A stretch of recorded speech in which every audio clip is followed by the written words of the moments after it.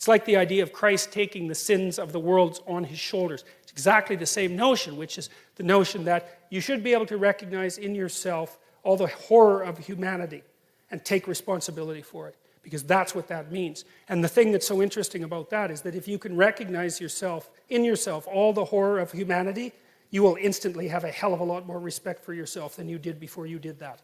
Because there's some real utility in knowing that you're a monster. Now, and just because you're a monster doesn't mean you have to be a monster, but it's really useful to know that you are one.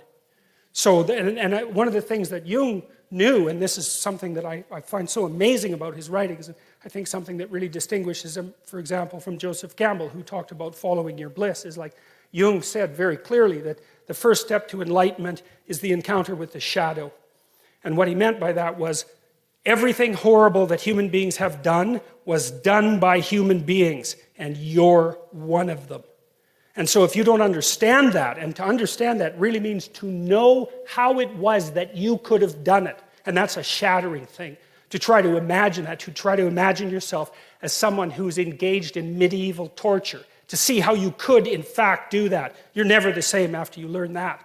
But being never the same after learning that is unbelievably useful, because when you understand that that's what you're like, then you're a whole different creature. And I don't think, and this is something I did learn from Jung, is that you cannot be a good person until you know how much evil you contain within you. It is not possible. And it's partly because you just don't have any potency. Like, if you're just naive, if you're just nice, if you'd never hurt anyone, you'd never hurt a fly, you don't have the capability for any of that, why would anyone ever take you seriously? You're a domestic animal at best, and a rather contemptible one at that. And it's a very strange thing, because you wouldn't think that the revelation of the capacity for evil is a precondition for the realization of good.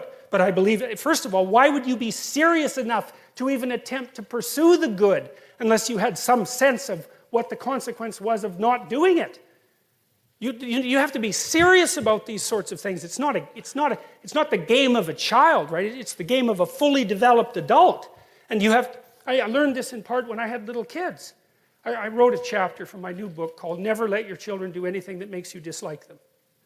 And why was that? And I wrote that after I knew I was a monster. And I thought, I'm going to make sure I like my kids. I'm going to make sure they behave around me so that I like them. Because I'm way bigger than them. And I'm way more cruel than they are. And I've got tricks up my sleeve that they cannot even possibly imagine. And if they irritate me, I will absolutely take it out on them. And if you don't think that you're the sort of person that would do that, then you are the sort of person who is doing it.